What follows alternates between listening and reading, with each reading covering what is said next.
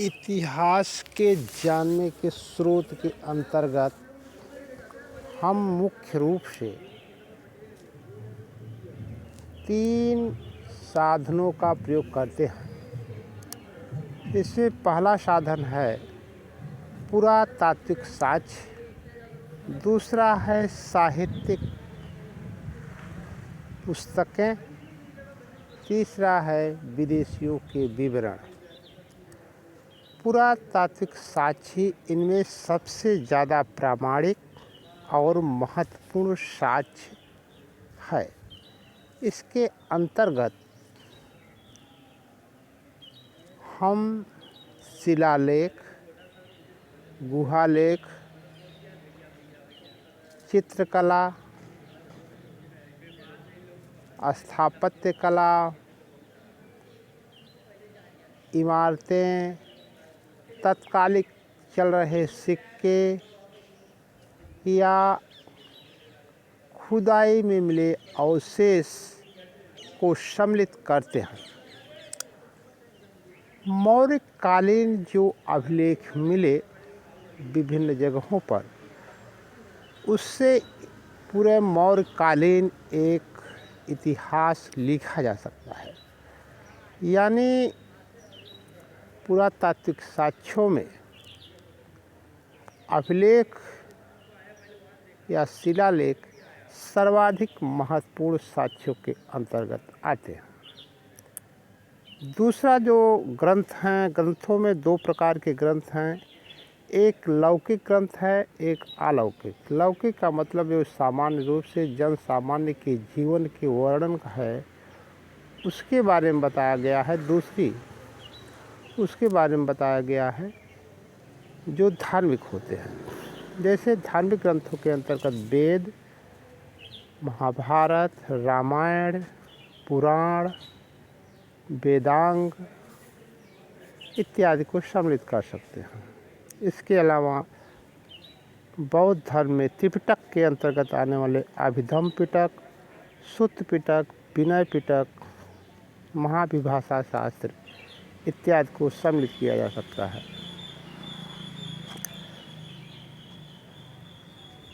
जैनियों में परिशिष्ट पर्वन या और सारी पुस्तकें हैं। यानी साहित्यिक ग्रंथों के अंतर्गत हम इनके माध्यम से भी इतिहास के बारे में जानकारी प्राप्त करते हैं। तीसरा महत्वपूर्ण है विदेशियों के विवरण। इनके माध्यम से भी हमें इतिहास को समझने जानने में सहायता मिलती है। जैसे चीन के 2 प्रमुख यात्री फायान और ह्वेनसांग ये भारत में आए, रहे और लिखे।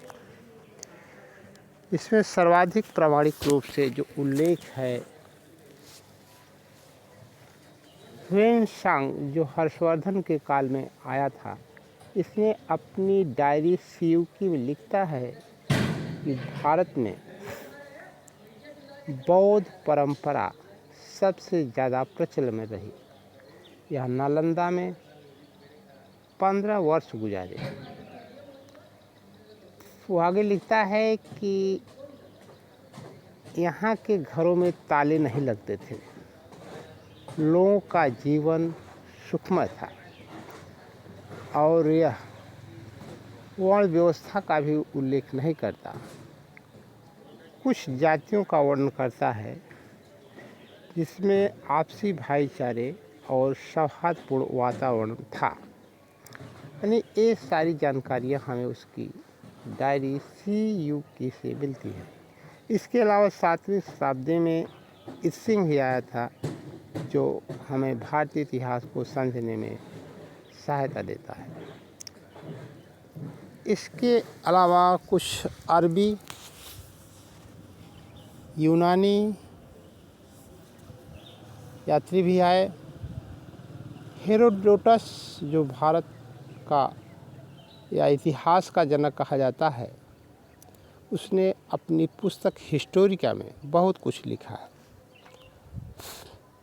मेगास्थनीज, जो चंद्रगुप्त मौर्य के दरबार में रहता था, उसकी पुस्तक मेगास्थनीज से भी हमें भारतीय इतिहास के बारे में बहुत महत्वपूर्ण जानकारी मिलती है।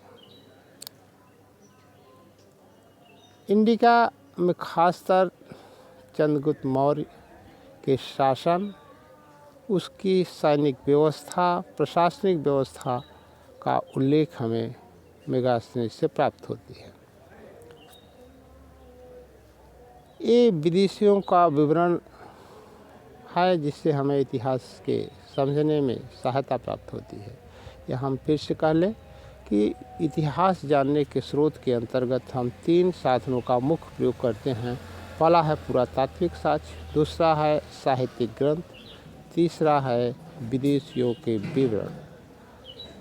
इस वीडियो में इतना ही, फिर मिलेंगे, तब तक के लिए thank you very much watching for this video.